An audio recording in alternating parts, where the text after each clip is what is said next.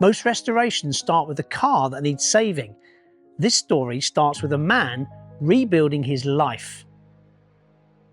And the Renault Gordini just happened to be part of that journey. The Gordini is a rare little rally car. It's light, sharp, and full of character. But this story isn't really about horsepower, because after a life-changing accident, he made a choice. He could have stepped out of the workshop. Instead, he stepped straight back into it. And that's where this story really begins. This is fabulous, this Renault 8. Tell us how you first came about it. Placed an advert, wanted Renault 8 Gordini. The club rang me up, said, you'll be very lucky if you find one. We know where they all are, and they've all been done, really. So I left the advert, and it ran for about a year. And I got a phone call out the blue. And it was a lady from Bury St Edmunds who said she'd got this car in her shed. Would I be interested? I said, she told me about the car. I said, how much are you looking for? Said, well, an auction house had estimated between 8 and 10. So I said, if I come with 6,000, can I buy it today? She said, yeah, we'll take 6,000 if you come straight away. So we went down. The car was there, just out in the shed. And I looked at it and I thought, it's a bit rough for me. She said, what's the problem? It started up and it was chugging away. And I says, I don't really want to get into a full restoration with my injury. Yeah. She says, well, you can make us an offer if you want. I said, well, I'll make you an offer, but please don't get upset because, you know, to me, it's not worth what you're asking. So she said, well, make me an offer then. I said, 4,000. She says, it's yours. Wow, and that was it? Yeah, so she says, oh, great. But once they went inside to complete the paperwork, Mark discovered something he never expected. I thought, oh, blooming it, I've bought myself a flipping big project now. So anyway, we went into the house and she says, oh, by the way, there's a original bill of sale here, signed by Surtees, Norman Surtees, and she says, personal friends of John and Jack Surtees. Dad looked after his cars. His BMW, which brought 4 million, your dad often took us to school in it. Wow. And things. So, and there's some pictures. You can have these pictures. And I'm picnicking with Surtees' cars. So, and she says I had it MOT'd a couple of weeks ago, and had all new calipers fitted. I thought, wow, it's getting better and better, this car. Yeah. So I paid her the money, and we put it on the trailer. And I thought, this car's going to have to be done properly. It's got. That's the thing, right? Because if we don't mind talking about your injury here. Yeah. This injury. This right? injury is like a big thing in the elephant in the room, thinking, what am I going to do? What am I going to do? On the 22nd of December 2008, a digger driver lost control of his machine and Mark was run over. On Christmas Eve, 2 days later, his leg was amputated. Because that's a lot to take on with the injury. Yeah, so it's in my garage and I kept going out and looking at it and what have you. And I thought, it's going to have, and people are saying, you can't leave it like that. You're going to have to do it properly. I says, yeah, but it's all right, you saying that. Yeah. Look at the work I've got involved.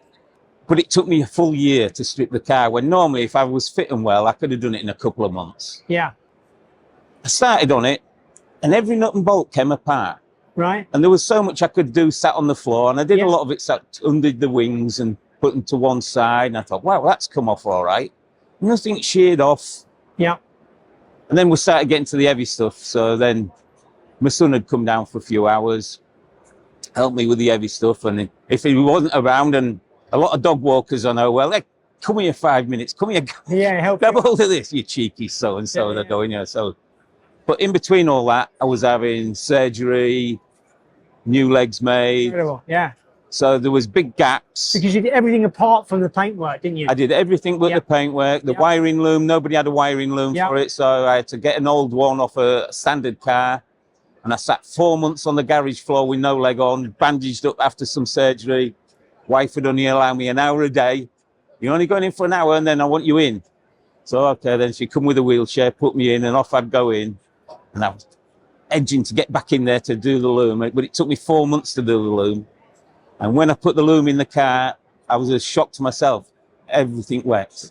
Yeah. I couldn't believe it. Brilliant. I couldn't believe it. But the drawings and everything, the first manuals I got were in French. Yeah, of course. So I got the tablet. Yeah. Rolled it over the top. Yeah. And I could read it in English. Yeah, you know what I mean? So off I went like. Yeah, yeah. But it had been painted poorly in its life. And eventually after a year it was stripped. Why don't you get it dipped? So I rang the company up and says how much to dip it and what have you. A few weeks later, they rings up and said, oh, your car's ready. Anyway, we pulls into the yard and it's covered up with a sheet. Oh, I got bad news, Mr. Riley, got bad news. Why, what's up? Oh, there ain't much left. Are you doing a restoration? Then why not check out CBS, Car Builder Solutions. They have a great selection of parts. All the details are in the link below. You get 10% off at your first order and it helps to support this channel. And they were laughing when they pulled it off. They said, wow, we can't believe how good it is. Wow. They said, we was expecting it to be full of, says, and it's amazing, really. Yeah. It's fantastic. got very minor rust on it. Yeah. So I'm happy, real pleased, getting going home, and it looked like a galvanised finish. So you got about 3 months before you need to do something with it. Yeah. And I met a guy called Paul Green in the Renault Club, and he says, I can get you some panels. And I found a guy in Poole with one panel, another guy in Wales who had a panel, and then Paul got me the rest from Netherlands. The inner wings and the two other rear wings came from the Netherlands, so Paul Green got me. And they all arrived, so I took them, got in touch with this body shop, but they said, oh, we're too busy actually, but our friend will do it for you. And he did American cars, this guy. So he comes down, yeah, I'll do it for you. I says, look, I need a really good job doing this because I'm going to the NEC with it. I'm already thinking ahead, like, yeah, you were. Well, no pressure then, he said, no pressure. They came back, fantastic. I went twice with Paul Green, took me to France. I went with him as a passenger and he took me and introduced me to France. Yeah. So then the next time I went, me and the wife, to Auto Jumbles. Yeah. Bought what we needed.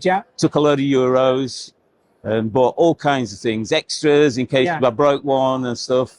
So total time from when you bought it to this point now we're at, what's that time? 7 years. 7 years. 7 years when I've restored cars in the past. Before I lost my leg, a year, 18 months maybe. Yeah. It's been the longest project I've had, but it's been a part of my journey through recovery. Yeah. Acceptance to lose my leg. Helped with that? Absolutely. Because like you've been sitting about. Instead of festering in, going down. Exactly. Because it's like a bereavement losing a limb. Yeah, I can understand that. It gave me eBay to look at, researching things. Yeah. Don't get me wrong, there was times when I was down and I couldn't look at it. No. And there was big periods of things, but then I'd look in the garage and I went, yes, I've got something to do again. Yes, it was such a positive thing for me.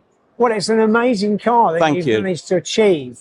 And it just proves what bravery some people go through. And in Mark's case, what a restoration. There's not many people that can say they went through that. All what he went through, plus restoring a car. So what an incredible journey you've had. Thank you, Mark. Thank you very much for your time. I really enjoyed it. Thank you. If you've enjoyed this episode of Classic Car Stories, don't forget to subscribe. But don't park the car just yet. Make sure you drive straight into the next episode, because every classic has a story to tell.